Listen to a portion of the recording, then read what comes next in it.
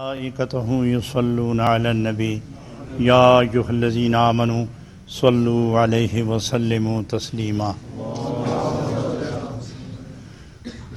الصلاۃ والسلام علیک یا رسول اللہ وعلی آلک واصحابک یا شفیع المذنبین۔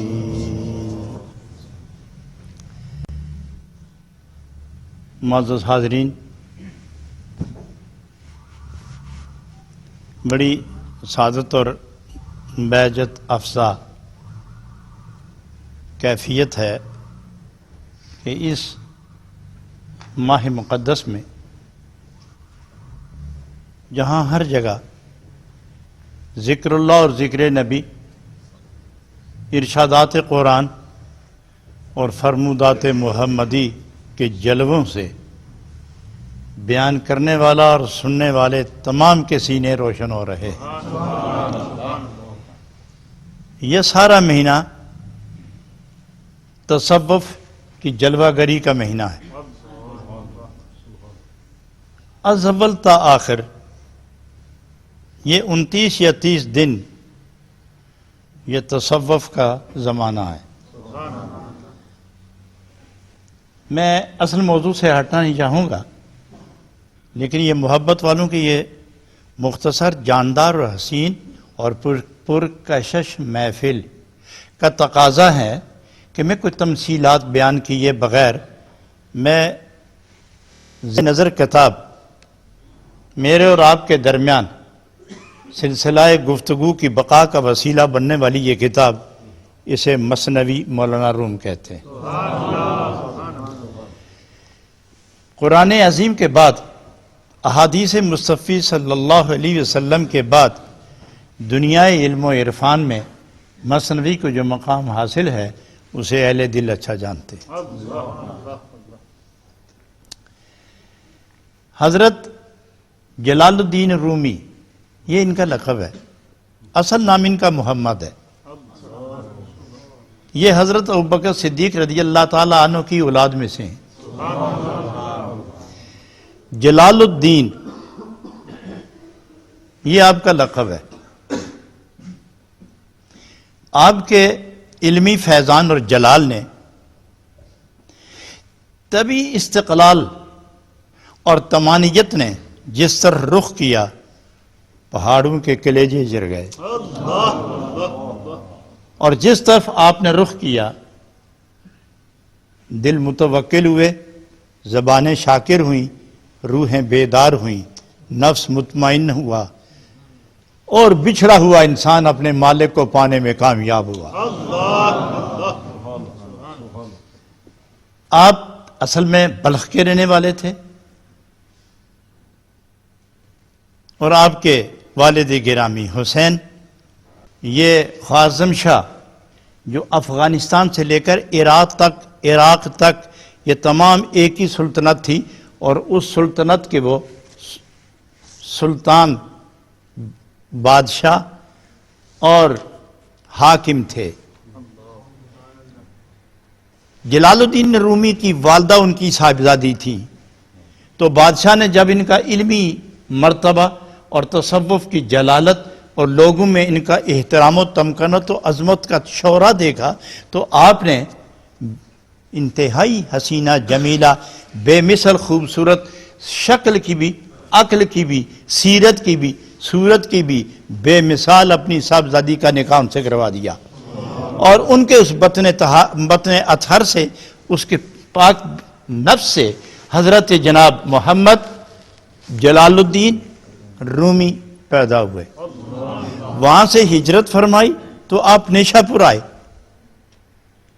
نیشا پور عراق و ایران کی سرحدوں پر ایک خوبصورت ریاست ہے۔ وہاں آپ نے کچھ عرصہ قیام کیا، طبیعت اجاٹ ہوئی، مدینہ منورہ، مکہ مکرمہ، شام، عراق، نیشا پور، افغان اور بلخ کے علاقوں میں جس قدر دنیا علم و عرفان کے سورج تھے، سب سے علمی کرنیں حاصل کی، اور اپنے زمانے کے بے مثال، بے تاج بادشاہ اور بے مثال عالم ہوئے۔ وہاں جب نیشا پور میں ٹھہرے تو اپنے والد گرامی سے عرض کیا کہ یہاں دل نہیں لگتا، اور والد گرامی فرمانے لگے بیٹے میرے بھی یہی کیفیت ہے، چلو یہاں سے نکلتے ہیں، سیدھے قونیہ چلے آئے۔ جب قونیہ آئے تو وہیں کے ہو کے رہ گئے۔ تو جوانی کا وقت تھا، جوانی کی عمر تھی، تو آپ نے تدریس شروع کر دی، حدیث پاک پڑھانا، قرآن پاک پڑھانا، فقہ پڑھانا، اصول پڑھانا، صرف پڑھانا، نحو پڑھانا، منطق پڑھانا، تمام متداولہ علوم، 50 قسم کے علوم کے آپ عالم تھے، اور وہ آپ پڑھاتے چلے گئے۔ اور آپ نے پھر ایک کتاب لکھی، اس اشعار میں ایک کتاب لکھی، اس کتاب میں 50,000 اشعار لکھے۔ وہ ایک کتاب ہے جس میں 50,000 اشعار ہے، لیکن طبیعت میں جولانی کیفیت، جلن، تڑپ، پھڑک، سوز، گداز، جیسے کہ کسی مہمان محبوب کی آمد ہو اور آدمی بے قرار ہو۔ ابھی تک اتنے شہرا آفاق عالم ہونے کے باوجود اطمینان میں جسر نہ آیا۔ ادھر حضرت شمس تبریز یہ گلی گلی پھر رہے تھے کہ کوئی ملے کہ امانت دوں، میں بھی تھک گیا ہوں امانت سنبھالے سنبھالے، کوئی ملے۔ تو حضرت شمس الدین تبریز رحمت اللہ علیہ کو ایک درویش کامل صاحب اسرار آگاہ حق نگاہ نے، حق آگاہ نے چپکے سے فرمایا کہ جس کو تم تلاش کرتے ہو یہاں نہیں ملے گا، تمہیں قونیہ جانا پڑے گا، قونیہ جانا پڑے گا، اور وہ بھی ادھر بے قرار ہے، تم ادھر بے قرار ہو، جاؤ۔ حضرت شمس الدین تبریز اٹھے، کشاں کشاں دوڑتے اٹھتے، خیزاں افتاں، بھاگتے بیٹھتے لیٹتے جاگتے، دوڑتے ہوئے آپ جا رہے تھے کہ میں اپنی امانت اس کے حوالے کر دوں، اور میں اکیلا ہوں تصوف میں، اس اپنے رنگ و روپ میں، اپنی کیفیت و سرور میں تنہا ہوں، مجھے صرف ایک ہی مرید چاہیے جو مشرق سے لے کر مغرب تک میرے اس نورانی فیض کو تقسیم کر دے۔ مجھے 2 مرید بھی نہیں چاہیے، ایک ہی چاہیے، اور وہ ایک بھی ایسا ہو کہ جو سارے زمانے کے لیے کافی ہو۔ تو حکم ہوا کہ پھر قونیہ جاؤ۔ وہ قونیہ پہنچے، ادھر حضرت جلال الدین رومی اس انتظار میں تھے کہ آئے کوئی دل کو جلائے، کوئی محبت کا شراب پلائے، کوئی نشہ چڑھائے، کوئی پردے ہٹائے، کوئی مجھے میرے محبوب سے ملائے۔ ادھر یہ دعا کرتے گئے کہ مجھے میری مرضی کا مرید ملے، میں سارا خزانہ اس کے حوالے کروں۔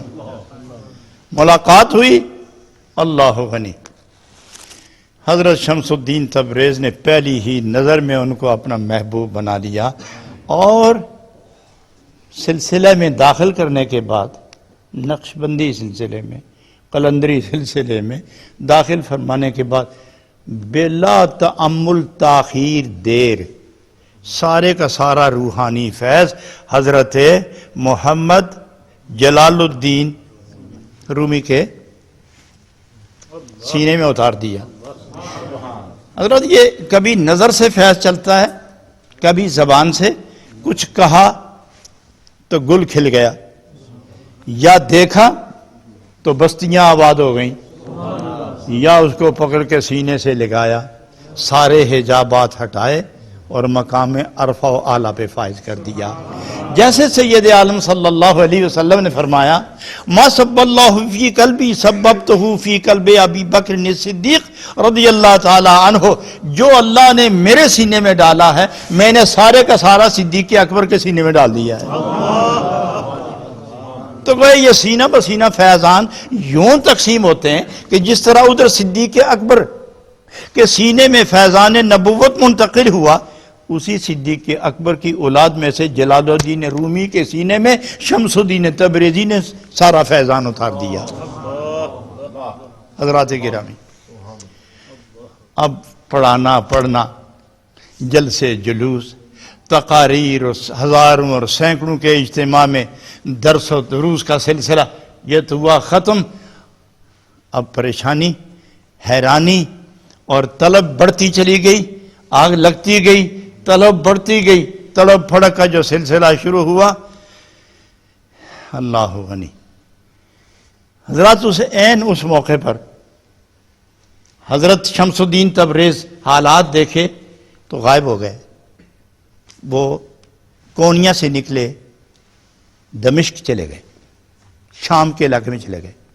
ادھر یہ بے چین ہو گئے, نہ رات کھانا, نہ دن کھانا, نہ صبح کھانا, نہ شام کھانا, رونا تڑپنا. یہ قصہ تھا کہاں گیا میرا محبوب. محبوب کے سوا در و دیوار آئی نہ شد از کثرت شوق, ہر کجا میں نی گرم روئے تورا میں بینم. محبت جب انتہا پر پہنچ جائے تو پھر در و دیوار شیشہ بن جاتے ہیں اور اس میں بھی محبوب ہی کی صورت نظر آتی ہے.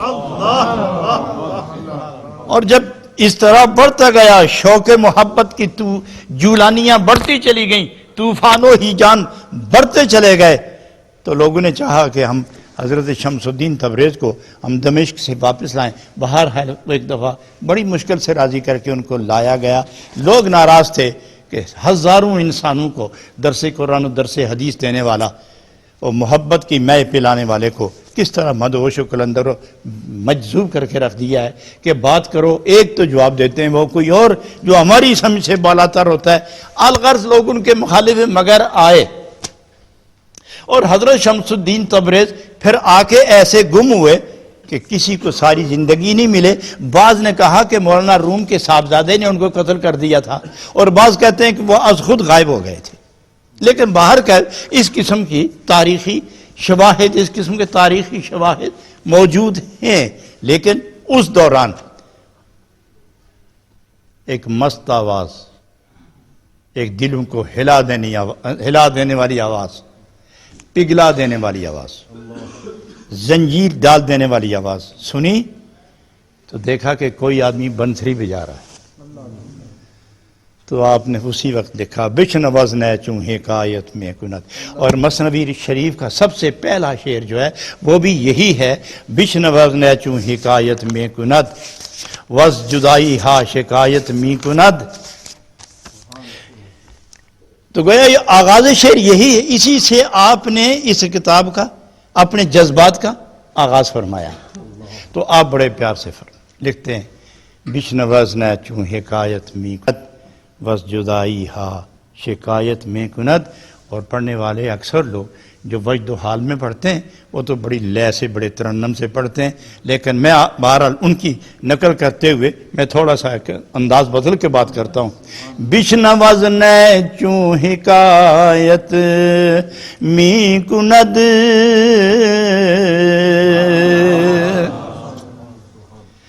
بشنوز نہ چوں حکایت می کند وز جدائی ہا شکایت می کند وز جدائی ہا شکایت می کند. سبحان اللہ و بحمدہ. شاد فرماتے ہیں گوشے ہوش رکھنے والوں, کلام سمجھنے میں امتیاز برتنے والوں, عقل سے ہی رکھنے والوں, ذرا غور تو کرو. سلیم الفطرت مزاج لوگ, میں تمہیں دعوت دیتا ہوں سوچ تو کرو, یہ بنسری کی آواز ہے, یہ کیا کہہ رہی ہے؟ کسی نے کہہ دیا بنسری کی آواز تو نہیں. اگر بنسری کی آواز ہے تو ہم چھوڑتے ہیں بنسری کو, وہ بولتی کیوں نہیں؟ یہ تو جس نے پھونک ماری وہ اس کا درد ہے, وہ رو رہا ہے. جس نے پھونک ماری وہ رو رہا ہے. تو آپ نے فرمایا اگر وہی رو رہا ہے تو پھر میں یہ سوٹی دیتا ہوں, کہو کہ منہ کے ساتھ لگا کے پھونک مارے, ہم اس کے رونے کا اندازہ کر لیں گے.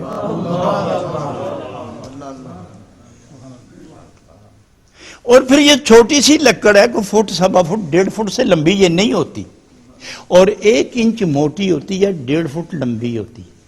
یہ اس درخت میں سے جس کا وہ تنا بہت صاف ہو, باریک چھلکا ہو, تنا بہت صاف ہو, داغدار نہ ہو, اس کو کاٹتے ہیں اور سائے میں خشک کرتے ہیں, دھوپ ہی نہیں لگنے دیتے, سائے میں خشک کرتے ہیں. تو فرمایا بات سنو, اگر یہ بولنے میں پھونک مارنے والے کی آواز ہے تو ہر لکڑی کو پھونک کیوں نہیں مارتا؟ پھر یہ دو لکڑی ہیں 1.5 فٹ دونوں لمبی، ایک ایک انچ دونوں موٹی، ایک دونوں کو رنگ لگا ہوا ہے، مگر ایک کو بنسری کہتے ہیں اور ایک کو ویسے ہی ڈنڈا کہتے ہیں۔ اس دوسرے کو کیوں یہ دونوں ایک ہی درخت سے ایک ہی شاخ کے دو ایسے ہیں، ایک بنسری ہے اور ایک ڈنڈا ہے، لمبا رول سا پکڑا ہوا ہے، ڈنڈا پکڑا اور ایک بنسری ہے۔ جو دیکھتا ہے بنسری، جو دیکھے جانی آئے کہ نہ آئے مگر جانتا ہے بنسری ہے، اور دوسرے کو ہاتھ لگا کے کہتا ہے ڈنڈا ہے، اور دوسرے کو پکڑ کے کہتا ہے بنسری ہے۔ ارے تو بنسری کب بنی؟ بنسری کب بنی ہے؟ اور تو بنسری بنی تو پتہ چلا نا کہ تو بچھڑ کے آئی ہے کہیں سے، کب بنی؟ تو یہ کاریگر لوگ خوش کر کے تو برمے کے ساتھ سوراخ کرتے ہیں، سوراخ اسی کے اندر سوراخ کرتے ہیں، پھیرتے ہیں، اور وہ آہستہ آہستہ آہستہ کاٹتا ہوا وہ برما دوسری طرف نکلتا ہے اور اندر سے صاف ہو جاتی ہے۔ پھر اس کو آگے پیچھے اوپر نیچے دائیں بائیں جہاں مناسب ہوتا ہے سوراخ نکال لیتے ہیں، اور منہ میں رکھنے کے لیے اس کا ایک شکل مخروطی بنا لیتے ہیں۔ جب وہ پھونک مارتا ہے تو اس میں سے آواز آتی ہے۔ اب وہ کہتی کہ اے مجھے اپنے ہاتھ میں پکڑنے والے آدمی، تو مجھے قید کر کے رکھتا ہے لیکن میرا درد سن، تو مجھے محبوب سے کاٹ کے لایا ہے، جب تک میں اپنے محبوب سے نہ ملوں گی اس وقت تک میں پکارتی رہوں گی۔ اب اس لیے جناب رومی فرماتے ہیں بچن وزن چوں حکایت می کند، بچن وزن چوں حکایت می کند، وز جدائی ہاں شکایت می کند۔ پکڑی تو نے اپنے ہاتھ میں پکڑی ہے لیکن وہ رو رہی ہے، کہاں ہے میرا محبوب؟ اب اس کی تشریحات میں جو حضرات مثنوی کے شرح لکھتے ہیں 4 شرح اس کے موجود ہیں، بڑے جامع قسم کے۔ ان چاروں نے لکھا ہے کہ یہ بنسری سے مراد روح ہے، بنسری سے مراد روح ہے، اور پکڑنے جس نے ہاتھوں میں پکڑ رکھا ہے اس سے مراد جسم ہے، جسم اور جگہ کا، روح اور جگہ کی، روح قرب خدا کی لذتوں سے آشنا مخمور رہنے والی، صبح شام جلووں کی بہار دیکھنے والی، صبح و شام محبوب کے دیدار سے فیضیاب ہونے، جب سے اتر کے تیرے اندر آئی ہے یہ روح قید ہو گئی ہے، صبح و شام فریاد کر رہی ہے کہ کاش کہ میں تجھے آزادی اور رہائی حاصل کروں، پھر میں اپنی منزل پہ جا کے اپنے بچھڑے ہوئے محبوب کو دیکھ لوں۔ حضرات گرامی، ایک تشریح اور بھی ہے، یہ اگرچہ آپ کو ان شرح میں نہیں ملے گی، یہ جو 4 شرح میں نے گنے ہیں ان 4 میں یہ آپ کو نہیں ملے گی، یہ میری ذاتی تحقیق ہے۔ بے شمار میں نے تصوف کی کتابیں پڑھنے کے بعد اس پر جو تفریح بٹھائی ہے وہ میں عرض کرنے لگا ہوں، وہ یہ ہے کہ بنسری بنی کب؟ جب سوراخ ہوئی، پاک پاک ہو گئی، جب اندر کوئی چیز پردے کی نہیں رہی، برما پھر گیا، اوزار پھر گئے، اندر سے پاک ہو گئی، سوراخ ہو گئی، پھونک ماری تو درد کی آواز نکلی۔ تو کہنے والا یہ کہتا ہے کہ اگر لکڑی اندر سے صاف ہو کے پاک ہو جائے اور پھونک مارو تو درد کی آواز آئے، تو تیرے اندر بھی اللہ کا عشق حق کا برما پھر کے تجھے بھی پاک کر دے تو کیا تیرے بال سے بھی اللہ اللہ کی آواز نہ آئے گی؟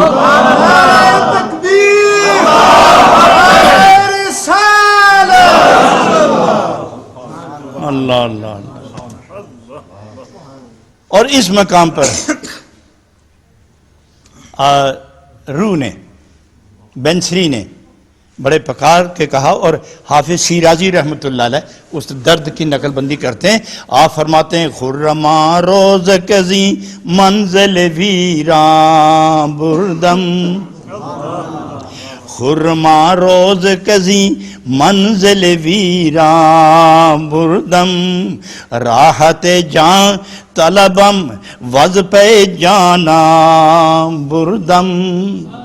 اس دن سے زیادہ خوشی کب ہوگی کہ جب میں آزاد ہو کے اپنے محبوب کے قدموں میں لپٹ جاؤں گی. الغرض یہ ساری جو کہانی ہے یہ روح اور جسم کی ہے، اور جناب مولانا روم رحمت اللہ علیہ نے انسان کو انسانیت کے درجے پر فائز دیکھنے کے لیے بینسری کا ذکر درد چھیڑ کر یہ سمجھانا چاہا تھا کہ تم بھی اللہ کے ذکر اور عشق رسول میں ڈوب کر ایک مر کے نئی زندگی حاصل کرو، تاکہ جو پردے ہیں یہ ختم ہو جائیں، جو رکاوٹیں ہیں یہ دور ہو جائیں، جو حجاب ہے یہ ختم ہو جائے، جو کثافت ہے یہ دور ہو جائے. اور جب تم بالکل پاک ہو جاؤ گے، صاف ہو جاؤ گے، تو ازلی پاک کی بارگاہ میں تم رسائی حاصل کر لو گے. اور جب درمیان میں سے پردے اٹھ جائیں گے تو محبوب حقیقی آپ کو اپنے جمال کا دیدار عطا فرما دے گا. بشن وزن چوں حکایت مد وز جدائی ہا شکایت میں کند. ابتدا کی یہ ابتدا ہے، آج اسی پر میں اکتفا کرتا ہوں. کل انشاءاللہ اسی اشعار کے جو تشریحی طور پر آگے لکھا گیا انشاءاللہ اس کی تحقیق و تشریح ہوگی. دروشی پڑھیے اللہم صلی علی سیدنا محمد وعلی آل سیدنا محمد وبارک وسلم وصلی علیہ. اور اگر تراویح کا سلسلہ نہ ہوتا، رمضان نہ ہوتا، تو میں بات اور بھی چھیڑ کے لمبی کرتا. وہ اس لیے چاہتا ہوں کہ بات تھوڑی ہو مگر اچھی ہو. لڈو اچھا بنا ہوا تو ایک بھی کافی ہے. الحمدللہ رب العالمین والصلاة والسلام علی سید الانبیاء والمرسلین وعلی آلہ وصحبہ اجمعین. اللہم انی ظلمت نفسی ظلما کثیرا کبیرا ولا یغفر الذنوب الا انت فاغفر لی مغفرۃ من عندک وارحمنی انک انت الغفور الرحیم. وصلی اللہ تعالی علی حبیبہ محمد وآلہ وصحبہ اجمعین برحمتک یا ارحم الراحمین.